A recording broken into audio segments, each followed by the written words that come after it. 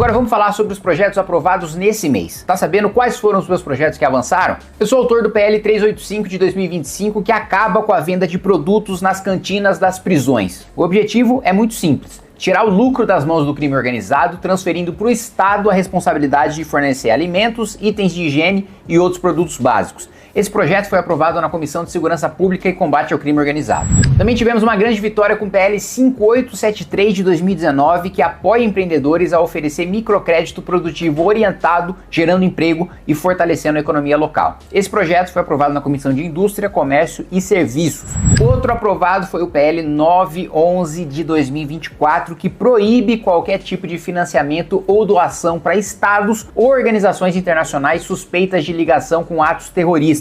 Ele passou pela Comissão de Relações Exteriores, eu dei o pontapé inicial para ele por causa da doação do governo Lula para o NWRA, que foi suspeita de ter membros do Hamas desviando doações ali, ajuda humanitária para a faixa de Gaza. Também teve o PL 11.071 de 2018, que agiliza o processo de doação de medula óssea ao permitir que os órgãos responsáveis compartilhem informações de contato dos doadores. Eu fui relator na Comissão de Finanças e Tributação, aprovamos o relatório e eu mesmo sou doador de medula.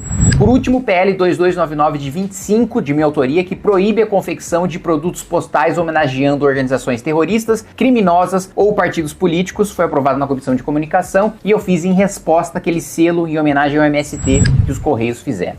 Vamos acabar com a mamata e a farra do mau uso do dinheiro público. A maior vitória do mês, sem dúvida nenhuma, foi protocolar e conseguir o número de assinaturas necessárias para nossa PEC antiprivilégio com a sua ajuda, graças a você. A PEC 30 de 25 propõe acabar com os benefícios da elite do funcionalismo público. Vamos restringir mais de 10 tipos de penduricalhos, como férias acima de 30 dias, aumento automático de salário, licença-prêmio e até aposentadoria compulsória como forma de punição, que é uma bizarrice. O projeto acaba com super salários e privilégios de deputados, senadores, juízes, promotores, para você parar de pagar essa conta de mais de 15 bilhões de reais por mês. Lembrando que recentemente nós tivemos aí o Tribunal Superior do Trabalho comprando Lexus com nosso dinheiro e também mais recentemente mantendo um contrato para que pessoas pendurem quadros e façam manutenção dos seus apartamentos funcionais. Também protocolei um projeto baseado no Ron DeSantis para proibir o acesso de menores de 14 anos às redes sociais. O objetivo é proteger as crianças dos riscos do uso precoce dessas plataformas, como exposição a conteúdos inadequados, dependência digital e superexposição. Outro projeto importante que eu protocolei é para punir ladrão que se disfarça de policial ou agente de segurança pública. É isso mesmo, tem bandido usando farda, distintivo, algema e até carro envelopado para enganar a população e cometer crimes bárbaros como roubo e execução. Exemplo disso é um caso recente em São Paulo. Prédios de luxo foram alvos de quadrilhas usando disfarces de policiais, mas a Polícia Civil agiu rápido e prendeu os criminosos. Caso mais revoltante, a morte do cantor sertanejo Yuri Ramírez. 2 indivíduos se passaram por policiais para entrar no imóvel dele e realizar a execução. Detalhe, Yuri já estava cumprindo prisão domiciliar. Aqui a gente não está falando de operações legítimas da polícia, como disfarces usados para prender traficante em bloco de carnaval. Aliás, foi muito bom o disfarce de Power Ranger que a polícia de São Paulo utilizou para prender vagabundo no carnaval. O problema aqui é outro, criminoso usando função pública para espalhar o terror. Com o meu projeto, quem fizer isso pode pegar de 2 a 4 anos de prisão, além da multa. E se tem uma coisa que irrita o brasileiro, me irrita especialmente, a ligação abusiva de telemarketing. Pra você ter uma ideia, mais de 1 bilhão de ligações indesejadas são feitas todo mês no país. E para piorar, a Anatel decidiu revogar a obrigatoriedade do uso do código 0303, que ajudava a gente a identificar essas chamadas abusivas. Eu tomei 2 medidas para reverter isso. Primeiro, um projeto de decreto legislativo para assustar essa decisão da Anatel. Extrapola a função da Anatel, porque quem legisla é o Congresso Nacional e não a agência reguladora. Outro ponto é um projeto de lei que muda a lei das telecomunicações e o Código de Defesa do Consumidor. O cliente vai poder registrar reclamação a qualquer momento sobre ligações abusivas e as operadoras vão ter 5 dias para corrigir o problema e interromper as chamadas. Se elas não cumprirem, a multa vai ser de R$ 500 por ligação,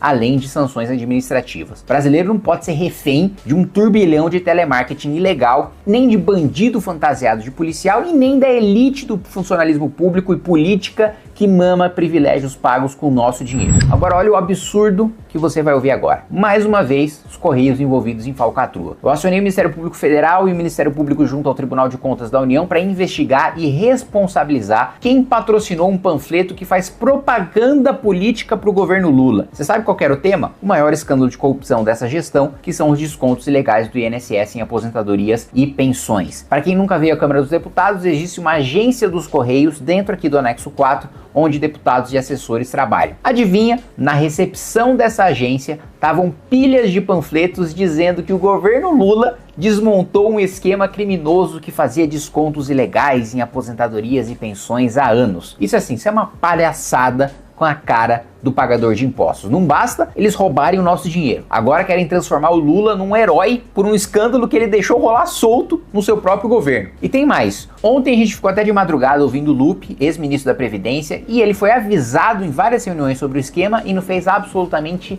nada. Essa propaganda política dentro de uma estatal é ilegal e extrapola a função dos Correios, é usar dinheiro público para proteger a própria narrativa do governo. Apresentei emendas ao projeto de lei sobre adultização para garantir que as empresas não sejam punidas por exigências técnicas inviáveis sem perder o foco na proteção infantil. A minha proposta é basicamente evitar que as redes sociais tenham que desativar funções essenciais como sistemas de recomendação que afetariam todos os usuários. Dar ferramentas simples para que os pais possam controlar o uso das redes pelos filhos, garantir um equilíbrio da proteção às crianças e liberdade digital. Também fiz uma emenda ao projeto que trata da regulação das redes sociais para barrar o controle do governo e evitar a censura. A minha emenda elimina a criação de mais um órgão de controle, permitindo que fosse utilizada uma estrutura que já existe com a participação de técnicos da sociedade civil e de órgãos públicos. Ainda assim, com essas emendas, eu votei contra o projeto, porque ele dá margem para que o governo, por meio de uma agência reguladora, derrube e censure redes sociais no Brasil inteiro. Eu fui um dos únicos parlamentares a votar contra esse projeto. Agora vamos falar sobre exportação de serviços. Eu apresentei 2 emendas à medida provisória 1325, que trata de empresas que vendem serviços para o exterior, como em tecnologia, consultoria, design e muitas outras. Essa medida provisória também permite que essas empresas se instalem em zonas de processamento de exportações, as ZPS. O problema é que o texto do governo cria uma série de exigências que pode encarecer a produção e afastar investimentos. Por isso que eu apresentei 2 emendas para corrigir essas distorções e garantir que o Brasil seja competitivo lá fora. Emenda número 11, garante que as empresas em áreas especiais usem energia limpa, mas sem obrigá-las a comprar exclusivamente de novas usinas. Isso evita aumento desnecessário de custos, mantendo a produção nacional mais competitiva e evitando que o Brasil perca ainda mais espaço para outros países. Emenda número 12 cria regras que facilitam o uso de energia por grandes empresas como data centers e fábricas, reduzindo a burocracia e os custos. O objetivo é atrair investimento e gerar emprego sem travar para quem quer produzir no Brasil, porque no Brasil a gente gera energia barata e a conta de luz é cara pelo monte de subsídio cruzado que a gente tem. Nesse mês eu também dei atenção a 2 temas que têm tudo a ver com segurança pública e responsabilidade no uso do dinheiro público. Primeiro eu convoquei uma audiência para debater um assunto muito sério que me foi trazido pelo vereador Matheus Batista de Joinville: o uso do Bolsa Família para comprar drogas. A gente trouxe essa discussão com representantes do Ministério da Justiça e Segurança Pública, prefeito de Joinville, o nosso vereador Matheus Batista, com um objetivo muito claro: investigar denúncias de desvios do programa para garantir que o dinheiro chegue a quem realmente precisa e não seja combustível para o tráfico e para facções criminosas que muitas vezes ficam com o próprio cartão do Bolsa Família já do usuário de drogas para trocar por crack, para trocar por maconha ou cocaína. Outro projeto protocolado foi para acabar com a farra da redução das penas. Hoje, presos condenados por facções, milícias e organizações criminosas conseguem reduzir a própria pena só porque fizeram curso ou leram dentro da cadeia, que é uma coisa meio bizarra, né? Eu leio fora da cadeia e não ganho nada por isso. Eu leio porque ler faz bem, porque eu aprendo mais. Aí um criminoso lê como se fosse uma punição. Você vê que a própria lógica da lei, a própria lógica do Brasil, né, é que você lê, é que você estudar é uma coisa, é uma punição e que você merece ter uma recompensa se você é um criminoso, se você lê abatendo a sua pena. O meu projeto proíbe qualquer tipo de remissão de pena nesses casos. Quem escolhe o crime organizado não pode ter benefício de estudo ou de leitura para sair mais cedo da cadeia. Bandido tem que cumprir a pena do primeiro até o último dia. E não parou por aí. Depois que o Lula apresentou vetos ao novo marco do licenciamento ambiental, eu protocolei 16 emendas à medida provisória para reverter esses vetos. Lula disse que ia ter um retrocesso, mas na verdade ele barrou avanços que modernizariam e desburocratizariam a lei, atrapalhando o desenvolvimento e quem quer produzir. Aliás, quem ainda tem alguma dúvida sobre a seriedade da lei do licenciamento, eu sugiro que acompanhe o debate que eu fiz com o Nilton Tato, que mostra o quanto esse discurso ambientalista é raso, coisa de quem não lê o texto e não tem propriedade para falar sobre a lei.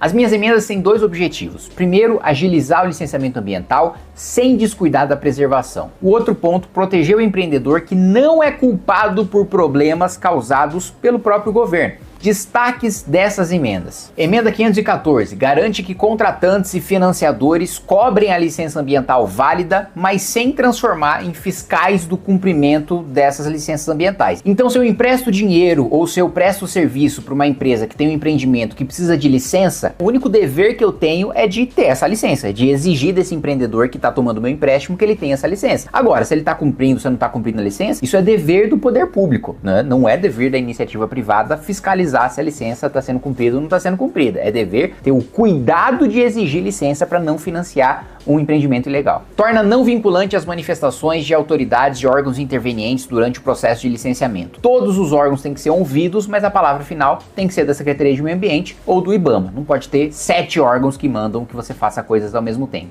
Outro ponto, especificar as atividades que não precisam de licenciamento porque já são regulamentadas por lei que tem todas as demandas, as condicionantes ambientais previstas. Outro ponto, reintroduzir o licenciamento por adesão e compromisso, a famosa LAC, também para quem acompanhou o debate com o Nilton Tato sabe da importância desse instrumento, como ele foi atacado e como eles não têm defesa para sustentar os seus ataques. Também manter as definições de porte potencial poluidor com os estados, que são aqueles que mais licenciam os empreendimentos no Brasil. Então, absurdos que acontecem, né, como o caso que eu já coloquei das aldeias indígenas recebendo, né, Hilux, cabeça de gado, casa e por aí vai, 3 a 5 milhões em conta corrente. Toda essa burocracia, esses custos desnecessários que não tem nada a ver com o meio ambiente, a gente acabando com isso. Também apresentei um projeto muito importante voltado para famílias e crianças com transtorno do espectro autista. Foram inclusive essas famílias que me trouxeram essa demanda. Esse projeto garante que pais e responsáveis possam acompanhar os atendimentos de saúde dos filhos. Mas o acompanhamento só pode ser restringido em casos excepcionais e com uma justificativa técnica, médica. As instituições que descumprirem essa regra vão poder sofrer multas pesadas e até o bloqueio temporário do alvará de funcionamento. Isso é fundamental para reduzir o estresse e a resistência ao tratamento, situações que a gente pode e deve evitar, além de garantir a segurança dessa criança com a família podendo acompanhar. Se você chegou até aqui, é hora da soma de todas as ações de agosto. Protocolamos 27 projetos, sendo 2 representações, 5 PLs, 2 emendas a PL, um projeto de decreto legislativo, 15 emendas a medidas provisórias, uma proposta de emenda à Constituição, um requerimento de audiência pública.